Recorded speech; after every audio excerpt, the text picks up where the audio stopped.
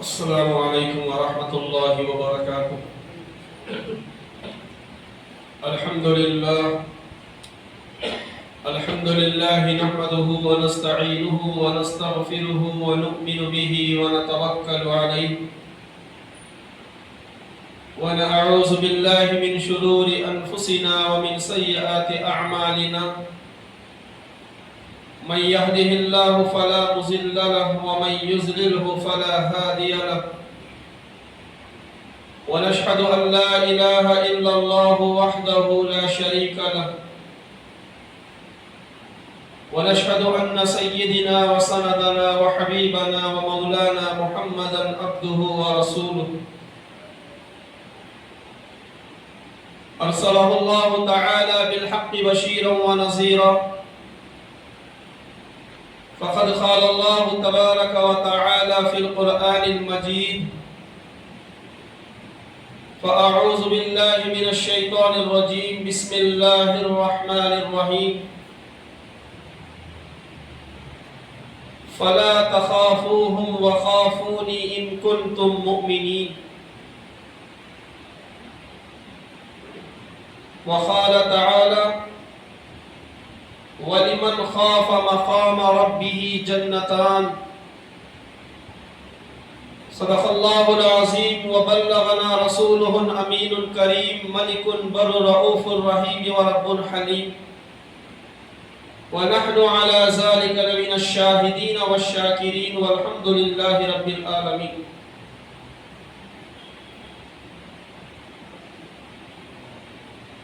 محترم بھائی اور دوستو، عزیز ساتھیوں،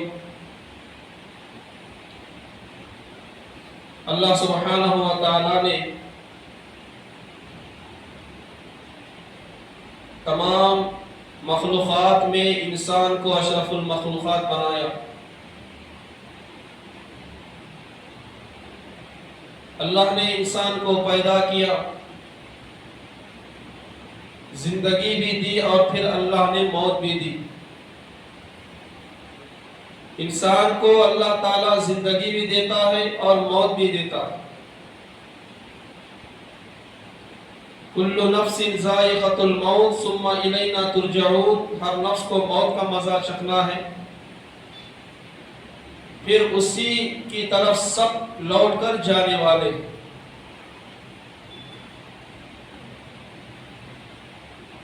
اللہ نے انسان کو یوں ہی پیدا نہیں کیا. ہر مخلوق کو اللہ سبحانہ و تعالی نے اس انسان کے لیے پیدا کیا. آسمان بنایا، زمین بنائی، پانی کو بنایا، ہوا کو بنایا، گرمی کو بنایا، ٹھنڈک کو بنایا. میرا بھائی، اللہ سبحانہ و تعالیٰ نے اس انسان کے لیے کتنی نعمتوں سے نوازا. اگر ہم تھوڑی دیر بیٹھ کر اللہ کی خلقت پر اگر ہم غور و فکر کریں تو ہماری زبان سے صرف یہی نکلے گا: اللہ کے علاوہ کوئی عبادت کے لائق نہیں. کبھی ہم نے غور نہیں کیا، آسمان کی طرف نگاہ اٹھا کر ہم نے کبھی غور نہیں کیا. بغیر ستون کے اللہ نے آسمان کو کھڑا کیا. کبھی ہم زمین پر جب چلتے ہیں تو زمین کو گھور کر کبھی ہم نے اس میں غور و فکر ہم نے نہیں کیا کہ اللہ نے پانی پر زمین کو بچھایا ہے.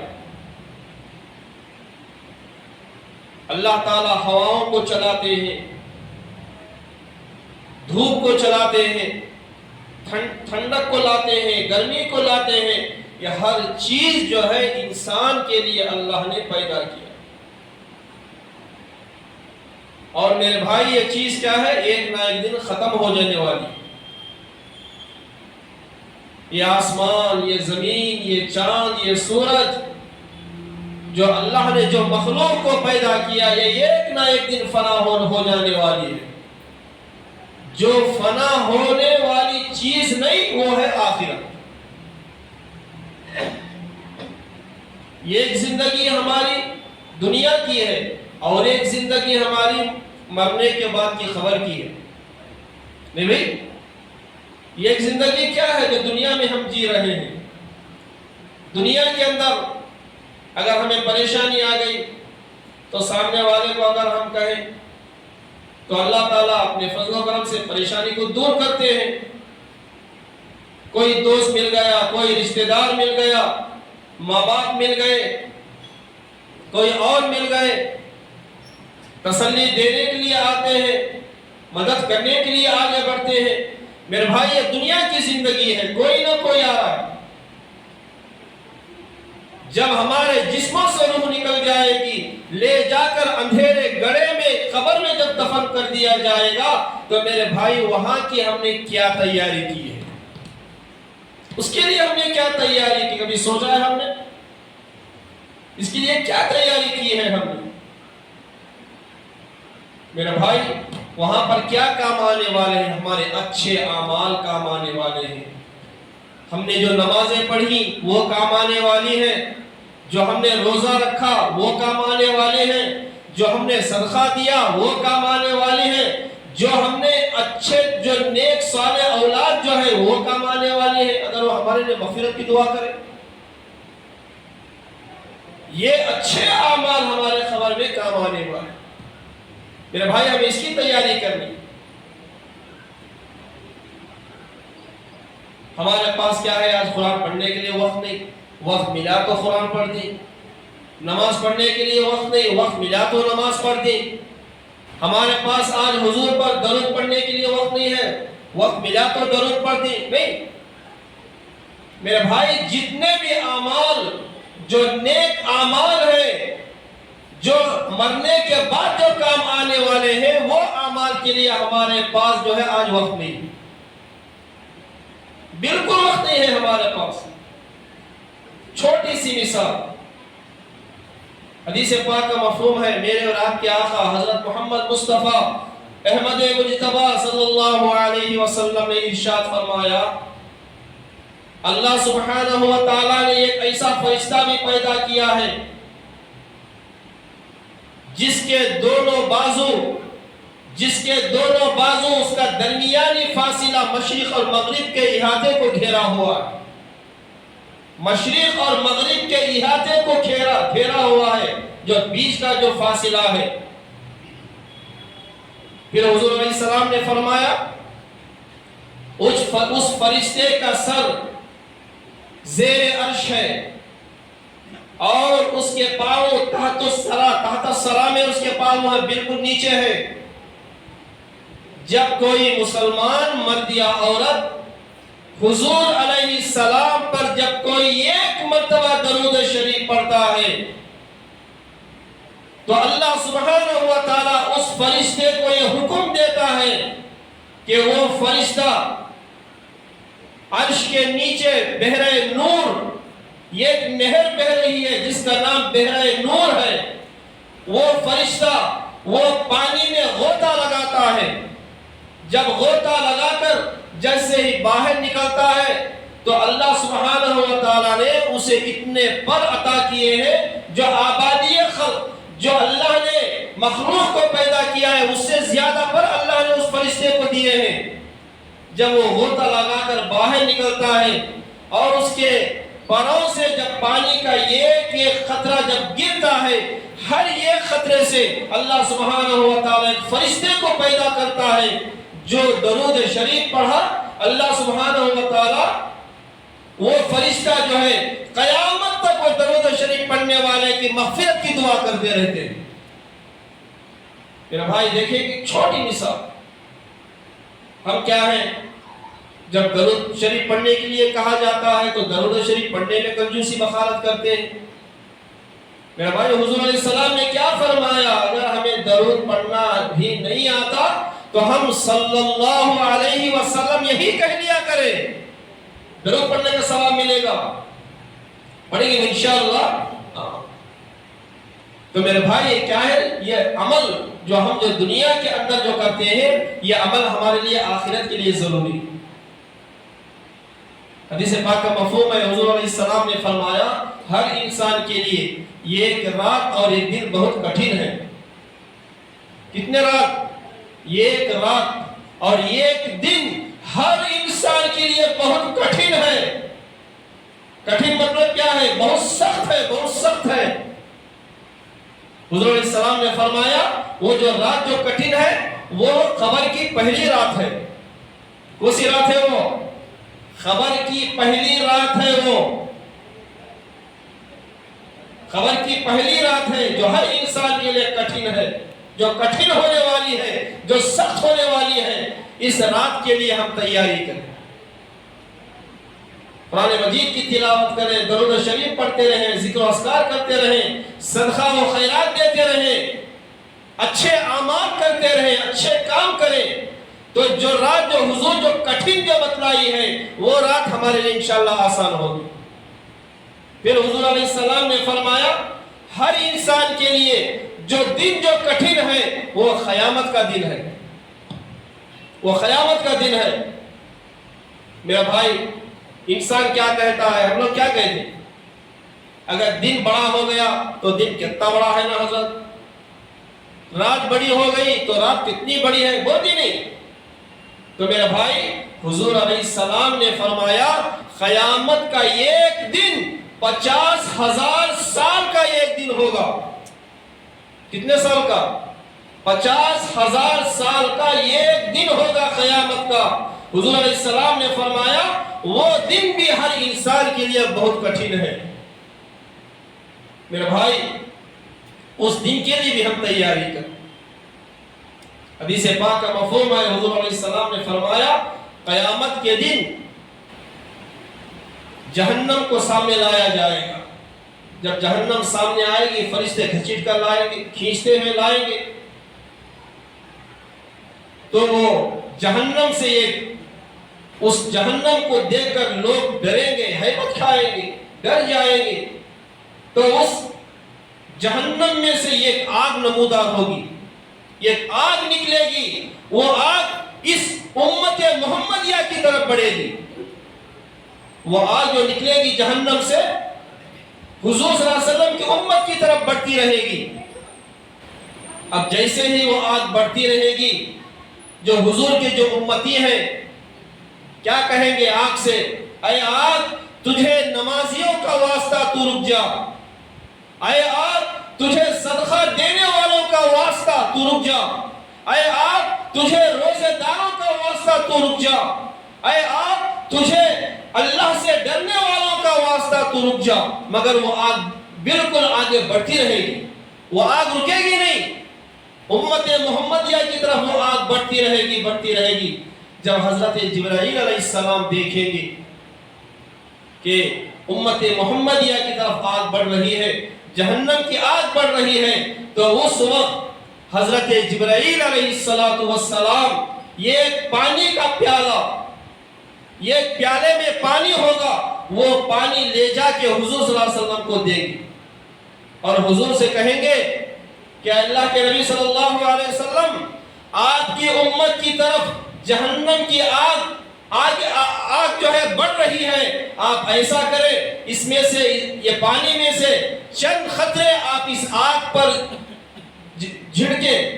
تو میرے بھائی، جیسے ہی حضور علیہ السلام وہ پانی کے جو پیالے میں جو پانی ہوگا اس کو نکال کر جیسے ہی اسے چھینٹے سا ماریں گے تو میرے بھائی وہ آگ بالکل فوراً بجھ جائے گی، وہ آگ بجھ جائے گی۔ حضور علیہ السلام نے حضرت جبرائیل السلام سے پوچھیں گے کہ اے جبرائیل، یہ کون سا پانی ہے جو میری امت کی طرف جو آگ بڑھ رہی تھی، چند پانی کے خطروں سے آگ بجھ گئی، یہ کون سا پانی ہے؟ تو حضرت جبرائیل علیہ السلام کہیں گے کہ اے اللہ کے نبی صلی اللہ علیہ وسلم، یہ وہ پانی ہے جو آپ کی امت کے گنہگار لوگ اللہ کے خوف سے رویا کرتے تھے، وہ ان کے آنسوؤں کا یہ پانی ہے۔ تو میرے بھائی، آپ اندازہ لگائیں کہ جو اللہ کے خوف سے جو روتے ہیں، جو ان کے آنکھوں سے جو آنسو جو نکلتے ہیں، وہ کتنا قیمتی ہے اللہ کے نزدیک۔ ہمیں رونا نہیں آتا اللہ کے بارگاہ میں، رونا آتا نہیں ہم لوگوں کو، رونا نہیں آتا۔ آج ہمارے دل اتنے سخت پتھر دل ہو گئے ہیں، اللہ کا نہ ڈر ہمارے دلوں میں ہے، نہ اللہ کا خوف ہمارے دلوں میں ہے۔ حضرت عمر فاروق رضی اللہ عنہ امیر المومنین، جن کے نام سے شیطان تھر تھر کانپتا تھا، جن کے نام سے شیطان، جس گلی سے حضرت عمر گزرتے اس گلی میں شیطان داخل نہیں ہوتا تھا، ایک مرتبہ امیر المومنین عمر فاروق رضی اللہ عنہ اپنے ہاتھ کے ہتھیلی میں ایک تنکے کو رکھ کر کہنے لگے، کاش میں یہ تنکا ہوتا، کاش میں یہ تنکا ہوتا۔ پھر آپ ایک مرتبہ کہا کہ کاش میری ماں نے مجھے جنا ہی نہ ہوتا۔ میرے بھائی، وہ عمر فاروق رضی اللہ عنہ کے حالات، حضرت عمر فاروق رضی اللہ عنہ کے بارے میں آتا ہے، وہ اللہ سبحانہ و تعالیٰ سے اتنا ڈرتے تھے کہ اللہ کے خوف سے رونے کی وجہ سے ان کے چہرے پر دونوں جو ہے لکیریں بن گئی تھی جو بالکل سیاہ تھی، رونے کی وجہ سے۔ میرے بھائی، امیر المومنین کے بارے میں نبی پاک صلی اللہ علیہ وسلم نے کیا فرمایا؟ یہ عشرہ مبشرہ میں سے ہیں۔ نبی کریم صلی اللہ علیہ وسلم نے دنیا ہی میں چند صحابہ کو جنت کی خوشخبری سنائی تھی، اس میں سے عمر فاروق رضی اللہ عنہ بھی ایک ہے۔ میرے بھائی، جنت کی خوشخبری سننے کے باوجود بھی حضرت عمر فاروق رضی اللہ عنہ کی یہ حالت۔ ان کے دور میں، حضرت عمر فاروق رضی اللہ عنہ کے دور میں ایک نوجوان تھا جو ہمیشہ اللہ کے گھر میں بیٹھا رہتا، عبادت میں مشغول رہتا، قرآن کی تلاوت کرتا، ذکر و اذکار کرتا، ہمیشہ اس کے دل میں اللہ کا ڈر، اللہ کا خوف رہتا۔ اس نوجوان پر ایک عورت فریفتہ ہو گئی، دیوانی ہو گئی، ہمیشہ اسے کہتی کہ میں تیری دیوانی ہو گئی ہوں، تجھ پر فریفتہ ہو گئی ہوں۔ وہ اللہ کا ڈر اس کے دل میں ہمیشہ نوجوان کے دل میں لگا رہتا۔ ایک مرتبہ موقع دیکھ کر وہ عورت اس نوجوان کے گھر میں داخل ہو گئی۔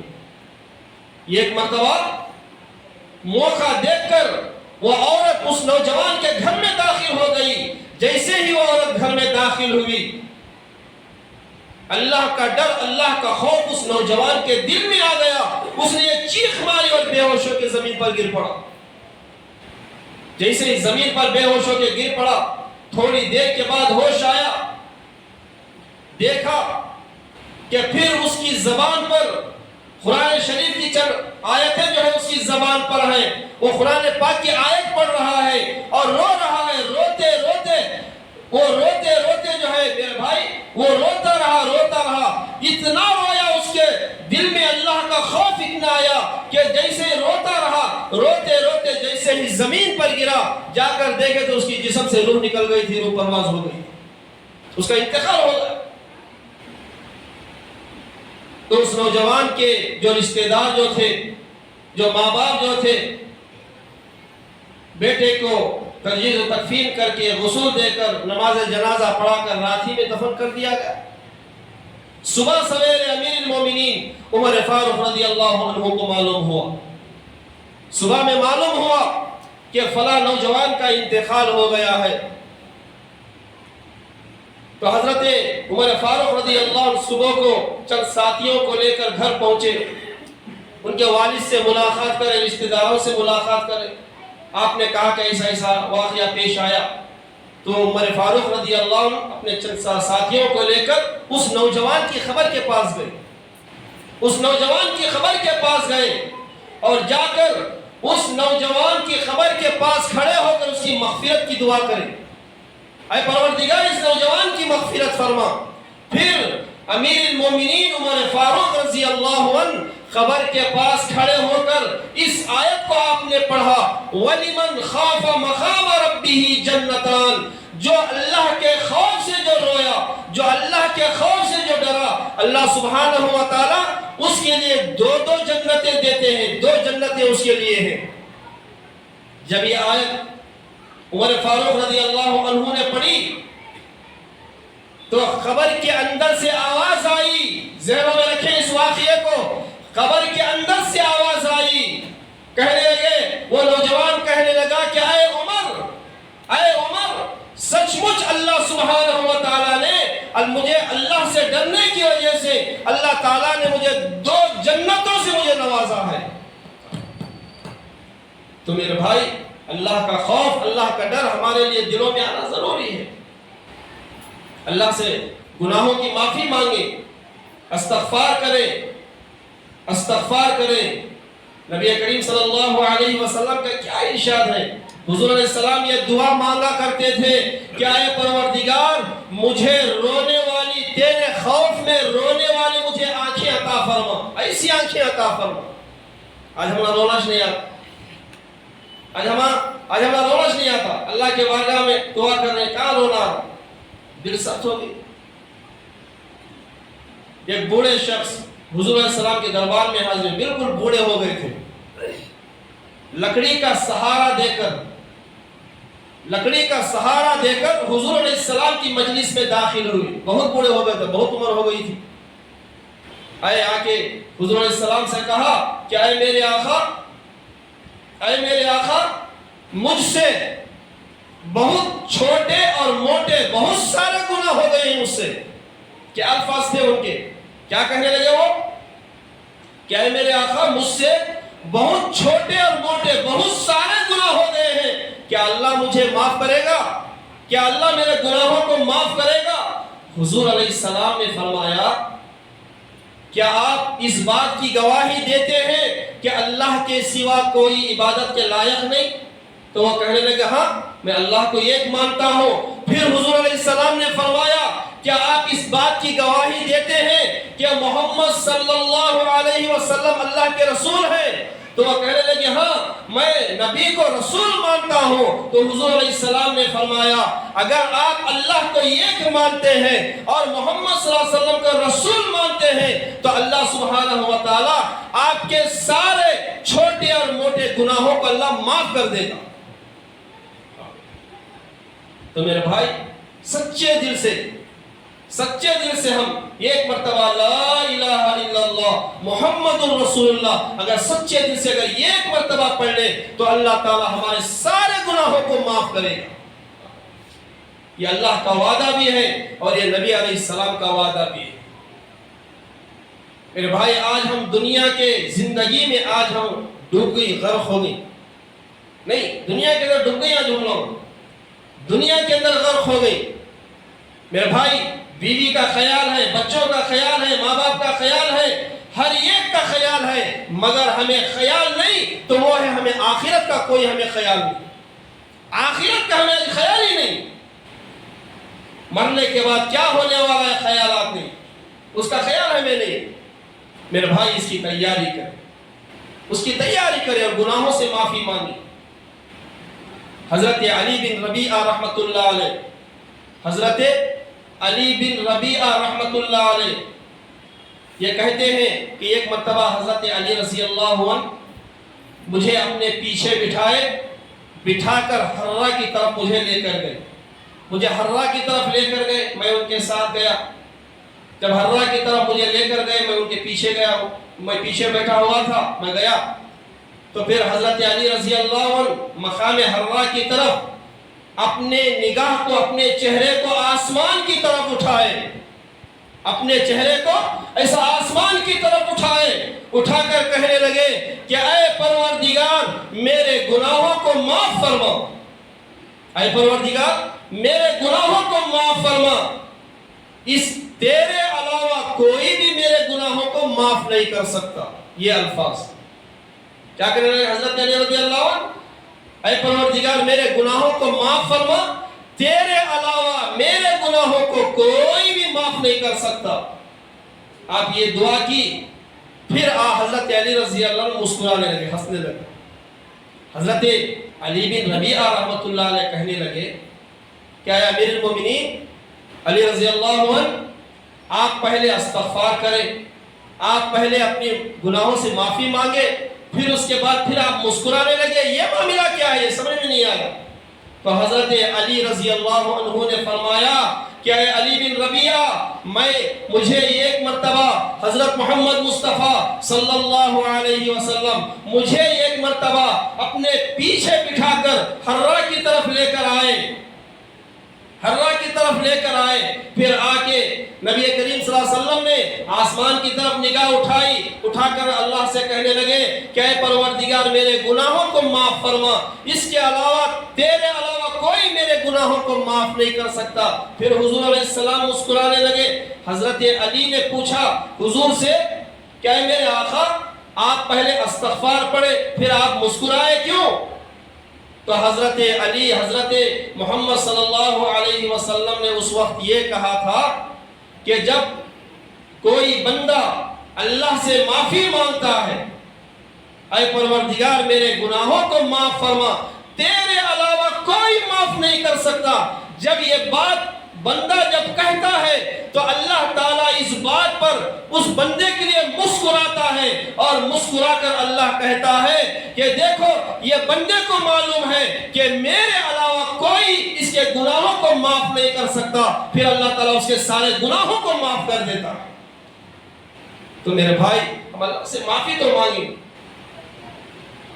چاہے زندگی گنی چنی زندگی ہے، مختصر سی زندگی ہے، میں ہمیشہ یہی کہتا ہوں مختصر سی زندگی ہے ہماری، مختصر سی زندگی ہے، اور اس زندگی میں زیادہ سے زیادہ استغفار پڑھے اور صبر کرے، اور مصیبت جب بھی آئے، پریشانی جب بھی آئے، اس پر جو ہے صبر کریں گے انشاءاللہ.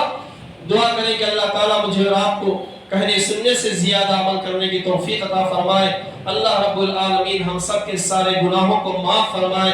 اللہ رب العالمین ہم سب کو آخرت کی تیاری کر لینے کی توفیق عطا فرمائے.